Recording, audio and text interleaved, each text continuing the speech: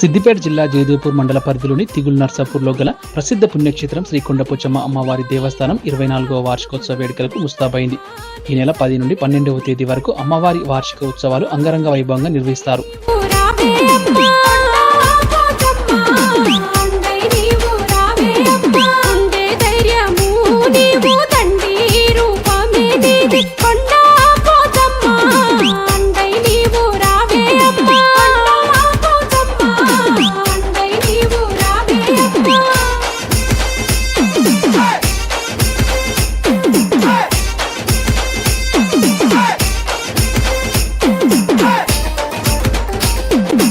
అలాగే మహా అన్నప్రసాద కార్యక్రమం నిర్వహిస్తామని ఆలయ committee chairman Anugeetha EO Ravikumar తెలిపారు.